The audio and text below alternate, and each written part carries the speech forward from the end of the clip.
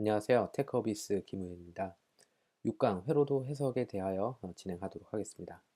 회로도를 해석하기 위해서 알튬에서는 엑스스파이스라는 엔진을 가지고 있는데요. 이 엔진에 대하여 어떻게 사용하는지, 그리고 해석의 종류와 실행하는 방법은 어떻게 되는지를 알아보도록 하겠습니다. 시뮬레이션을 진행하기 위해서는 먼저 디자인 메뉴의 시뮬레이션 메뉴에서 시뮬레이션을 진행을 하는데, 저 같은 경우는 지금 시뮬레이션 모듈이 설치가 되어 있지 않아서 메뉴가 보이지 않는 것을 보실 수가 있습니다. 이런 분들은 오른쪽 상단에 사람 모양을 먼저 눌러주시고요. 그리고 Extension and Update라는 메뉴를 눌러줍니다. 네, 지금 보시는 화면이 Extension and Update입니다. 네, 여기에 보시면은 Installed라는 부분이 있는데 여기에 시뮬레이션이 설치가 아직 안 되어 있는 걸 보실 수가 있습니다. Purchased라는 것을 눌러주시고요. 그리고 Mixed Simulation을 클릭을 해줍니다. 네, 이게 이제 시뮬레이션 모듈이 됩니다. Installed 명령을 눌러주시면 설치 작업이 진행이 됩니다.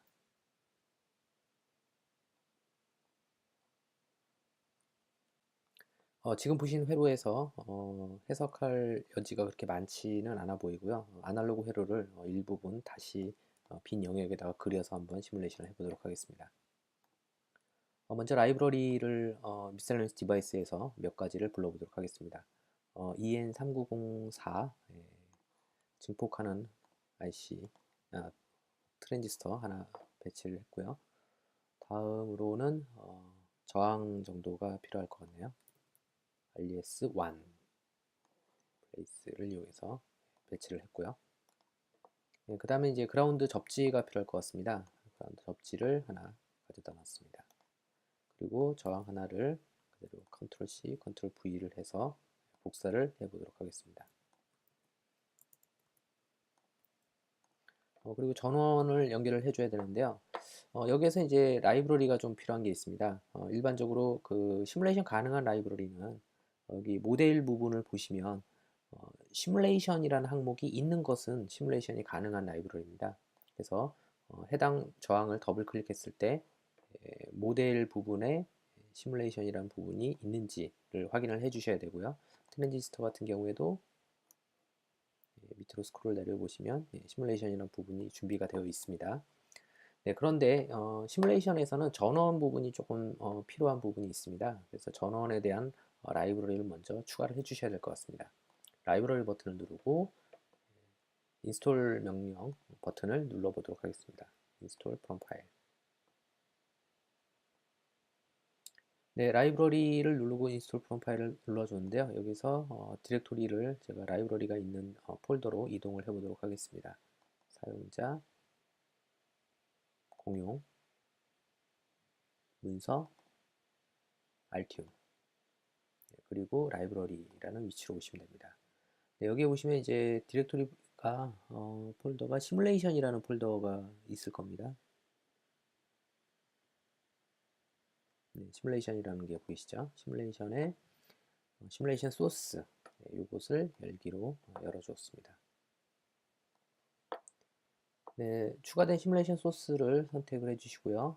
전원 소스이기 때문에 V자로 시작합니다. V. V에서 V 소스. 이게 이제 직류 소스고요. V 사인. 요건 이제 사인 파형의 소스가 되겠습니다. 그래서 V 사인을 일단 먼저 하나 배치를 하고요. 그리고 V 소스도 배치를 하겠습니다. 요거는 이제 DC 소스가 되겠죠. DC 소스를 하나 배치를 했습니다. 그리고 이제 배선 작업을 한번 진행을 해보죠. 이렇게 연결을 했고요. 여기도 연결을 하고 또 연결을 했습니다. 연결, 연결. 그리고 접지 연결. 접지는 이쪽에도 같이 연결이 돼야 되겠죠. 네. 자, 그 다음에 이제 나머지 부분은 이제 시뮬레이션 할 때 에러가 발생될 수 있는 소지가 있기 때문에 이전 강의에서 누락되어 있는 것 중에 하나가 바로 컴파일 마스크라는 부분인데요. 디렉티브 컴파일 마스크라는 것을 불러다가 제가 이 부분을 컴파일 마스크를 한번 시켜보겠습니다. 클릭, 사각형을 지정을 해주시면 돼요. 이렇게 클릭, 그리고 여기서부터 또 클릭, 클릭. 네. 이렇게 지정을 하게 되면 제가 그 영역 지정한 것만큼은 실제로 존재하지 않는 것으로 간주를 합니다. 그래서 PCB 디자인할 때는 해당 부품이 PCB로 넘어가지 않고요. 지금처럼 시뮬레이션 할 때도 역시 해당 부품은 없는 것으로 간주하고 시뮬레이션을 진행을 하게 됩니다. 자, 그러면 부품 참조 번호를 할당하기 위해서 annotate 명령을 선택해 주시고요. 그 다음에 annotate schematic 이라는 명령을 눌러서 부품 참조 번호를 할당을 해줬습니다. 자, 그 다음에 여기 보시면 이제 저항값이 있는데요. 저항값은 얘가 한 10kg 정도의 저항값을 갖는 게 해석하기 딱 좋을 것 같습니다. 그리고 이제 이 부분에 넷 라벨이 하나 필요한데요. place 넷 라벨 PN자를 눌러서 넷 라벨을 불러왔습니다. 넷 라벨의 이 부분을 네트를 아웃으로 지정을 해서 여기다가 지정을 해줬습니다. 다음으로 진행할 것은 전원에 대한 설정을 진행을 해보도록 하겠습니다. 먼저 V1 소스입니다. V1 소스 같은 경우에는 파라미터 탭을 선택을 하시면 전압을 여기서 사용자가 입력을 하실 수 있습니다. 12라고 12V로 입력을 했고요. 다음으로는 이제 사인 입력이 되겠는데요. 사인 입력은 더블 클릭해서 파라미터를 보시면 항목이 없는 걸 보실 수가 있는데요. 다시 제너럴로 돌아와서 하단에 보시면 모델스라는 부분이 있습니다. 여기에서 vSign 시뮬레이션 모델이 보이시죠? 여기서 연필 모양을 눌러줍니다. 이게 편집 명령입니다. 연필 모양을 눌러주시면 보시는 것과 같이 다이alog 박스가 나타납니다. 여기서 파라미터 탭을 선택하시고요. 여기에다가 디테일한 파라미터를 입력하실 수가 있겠죠.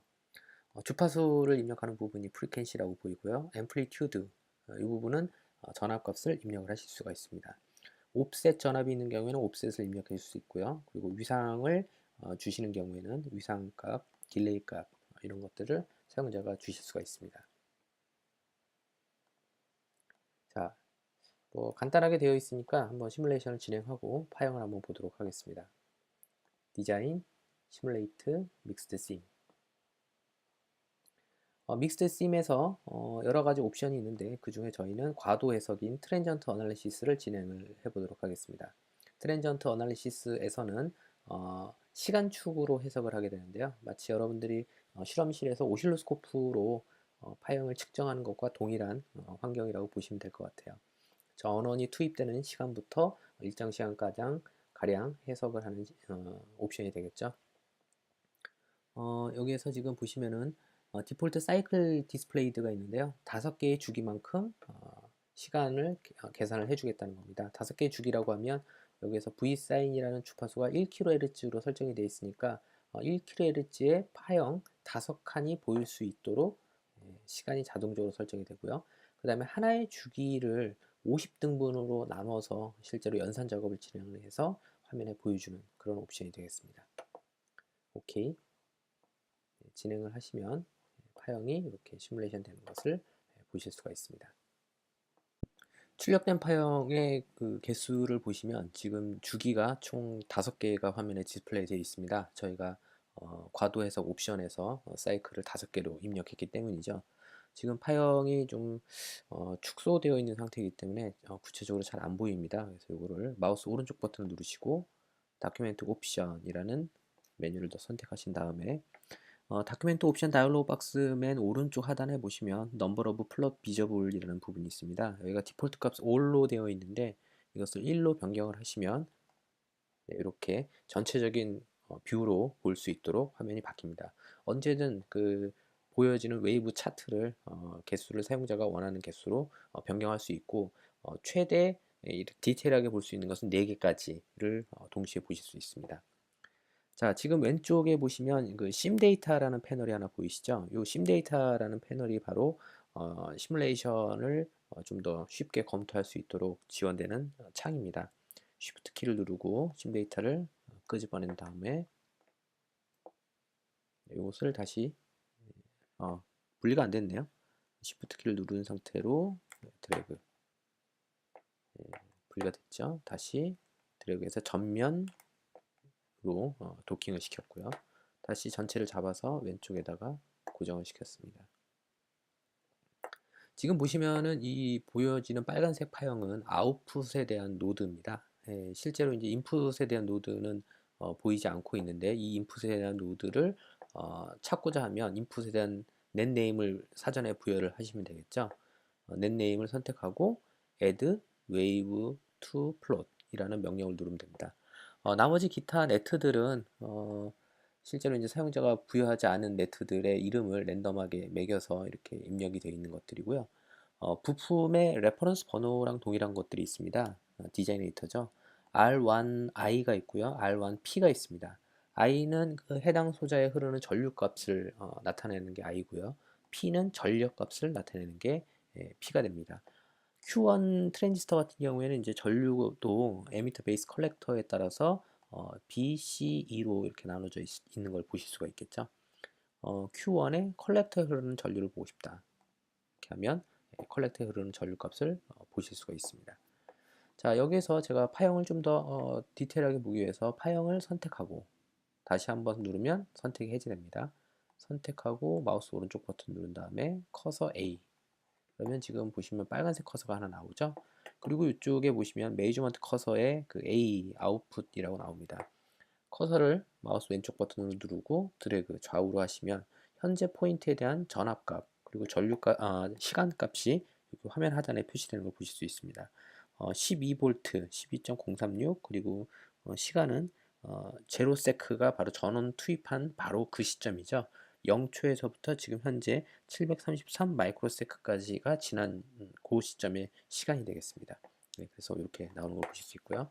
다시 한번 아웃풋에다가 오른쪽 버튼 누르고 커서 B 이렇게 하면 두 번째 커서가 만들어집니다. 커서 B를 또 옮겨 보시면 네, 이렇게 A, B가 나오게 되고요. 각각에 대한 값들이 화면 하단에 나옵니다. 또한 이 A, B에 대한 그 차이 값도 같이 디스플레이가 됩니다. B와 A의 시간차가 얼마인지 그리고 전압값의 차이는 얼마인지 이런 것들을 전부 다 계산을 해서 여기에 표시를 하게 되는 것이죠. 이번에는 input이라는 그 넷 라벨을 하나 더 추가를 해보도록 하겠습니다. place 넷 라벨이라는 명령을 누르고요. 보시는 것과 같이 입력 쪽 vsign이라는 입력 쪽에 in이라는 넷 라벨을 하나 추가로 넣어 주었습니다.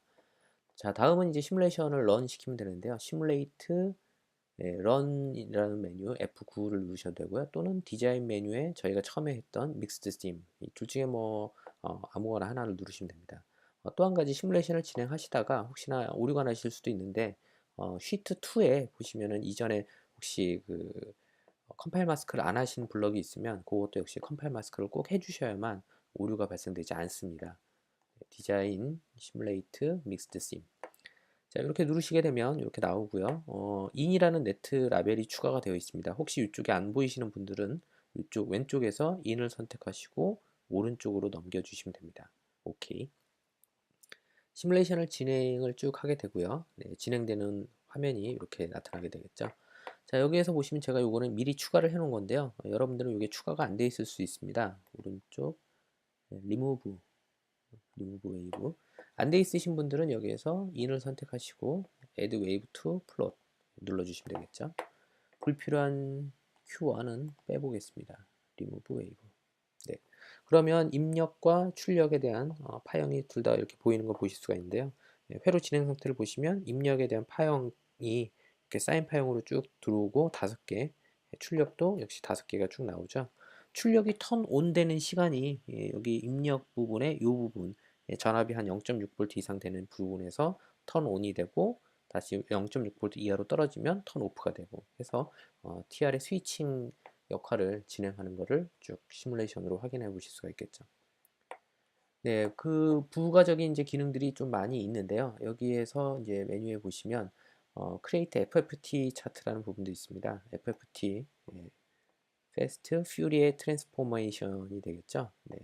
아까 보셨던 그 차트 화면 하단에 트랜전트 어널시스 여기에서 지금 아웃풋이라는 노드에 보시면 주파수 성분이 여러 가지로 이렇게 노이즈가 들어가 있는데요. 그 노이즈에 대한 주파수 성분을 비교를 했더니 보시는 것과 같이 이렇게 어떤 주파수에서 해당 노이즈가 많이 검출됐는지 이런 것들도 FFT 차트로 여러분들이 확인해 보실 수가 있습니다. 다음으로는 파형의 연산 작업도 진행을 하실 수가 있습니다. 웨이브라는 명령을 누르고요. add wave를 눌러줬습니다. 왼쪽에서 보이시는 창보다는 조금 더 디테일한 내용이 나오는데 바로 오른쪽에 그 함수들을 여러 가지로 제공을 하고 있습니다. 사칙 연산부터 시작해서 뭐 여러 가지 수학 함수들, 사인, 코사인, 기타 등등을 제공을 하고 있죠. 저희는 단순하게 in이라는 네트를 한번 클릭을 해보고요. 그럼 익스프레션 수식 부분에 in이라고 디스플레이가 되죠. 직접 키보드로 타이프 in을 하셔도 됩니다. 그리고 키보드로 플러스 키를 눌렀고요. 그리고 out을 눌렀습니다. 그러면 in 플러스 out이라는 공식이 하나 만들어지고 이것의 표시 이름은 my wave, 이름은 굳이 안 주셔도 되고요. 이름을 안 주시게 되면 이 수식 그대로 표시가 됩니다. create. 자, 그러면 mywave라는 파형이 이렇게 만들어진 걸 보실 수가 있겠죠. 입력과 아웃 출력이 결합되어 있는 더해진 형태의 파형을 이렇게 만드실 수가 있습니다. 자, 이렇게 이제 만들어진 파형이 있는데요. 이 파형을 이제 또 여러 가지 형태로 사용자가 저장을 하실 수가 있습니다. 먼저 툴이라는 메뉴에서 copy to clipboard라는 명령을 눌러줍니다. 네, 그러면 현재 이 파형이 클립보드로 복사가 됩니다. 네, 복사된 파형을 한번 다른 소프트웨어에서 불러보도록 하죠. 엑셀을 띄웠습니다. 네, 엑셀에서 사용자가 컨트롤 V 키를 누르게 되면 아까 복사하셨던 파형이 이렇게 쭉 그림처럼 나타나게 되겠죠. 이 파형은 단순하게 그림은 아닙니다. 그림은 아니고 이게 OLE 객체로 되어 있기 때문에 사용자가 벡터 형식 그대로 편집 작업을 진행하실 수가 있습니다. 예를 들어 가지고 선택하시고 오른쪽 버튼 누르신 다음에 그룹, 언그룹을 눌러 주시게 되면 객체 그룹이 파괴가 되면서 사용자가 여기에 있는 모든 그 엘리먼트 요소를 다 선택을 하실 수가 있어요. 여기 있는 뭐 이런 형태의 라인이라든지 이런 것들을 사용자가 편집 작업을 진행을 하실 수가 있습니다. 삭제, 뭐 색상 변경, 위치 이동 이런 것들이 다 가능한 형태가 되겠죠. 또 한 가지 활용하는 방법은 파형을 이제 아까는 그 이미지나 또는 벡터 라인 형식으로 복사를 했는데요. 이것을 이제 라인 형식이나 이런 것들이 아닌 어떤 그 데이터 값으로 세이브를 시키실 수도 있습니다. 먼저 이것을 저장하기 위해서 store waveform이라는 명령을 눌러 보도록 하겠습니다. 보시는 것과 같이 다운로드 박스가 나타나게 되고요. 웨이브폼 파일이 확장자 WDF라는 파일로 세이브가 됩니다. 저장. 네, 저장된 파일이 있는데요. 그 저장된 파일을 한번 불러보도록 하겠습니다. 프로젝트 패널을 선택하시고요. 여기에서 도면 다큐멘트가 있는 곳에서 마우스 오른쪽 버튼을 누르고 익스플로러를 누르게 되면 네, 그러면 해당 위치에 폴더 탐색기를 띄워주게 됩니다. 해당 위치에 폴더 탐색기가 뜨면 여기에서 만들어진 파일을 찾으실 수가 있을 겁니다. mywave.wdf라는 웨이브폼 파일이 만들어진 걸 보실 수가 있습니다. 자, 해당 파일을 제가 메모장에서 한번 불러보도록 하겠습니다. 어떤 형태로 저장되는지 한번 보시죠. 드래그해서 띄우면 보시는 것처럼 저장이 됩니다. 맨 위에는 이 웨이브 파형의 이름이 나오고요. 그 다음에 전체적인 개수가 나옵니다. 지금 보시면 266개의 포인트로서 세이브가 됐다라고 나오죠. 그 다음에 이제 첫 번째 거는 S, 시간이 되겠고요. 두 번째 건 전압값이다 라는 게 나옵니다. 그리고 가장 처음 제로 세크의 전압값 11.999볼트가 나와 있고요. 그 다음에 이제 두 번째 시간이 나오겠죠. 2의 10의 마이너스 7승의 시간에서는 12점 얼마의 전압값이 나온다 라고 해서 쭉 전압 포인트에 XY 좌표 값으로 쭉 떨어져 있는 형태가 됩니다. 이 값을 나중에 다시 활용해서 여러분들이 파형 시뮬레이션에 응용하실 수도 있고 다른 소프트웨어 플롯 소프트웨어나 이런 것들 이용해서 이 데이터 값을 리딩하거나 활용하실 수도 있습니다. 요즘은 그 스토리지가 되는 오실로스코프에서도 USB를 꽂게 되면 이런 형태의 파일 데이터를 얻으실 수가 있겠죠. 이런 것들은 대부분 다 표준 형식이기 때문에 다양하게 활용하실 수가 있습니다.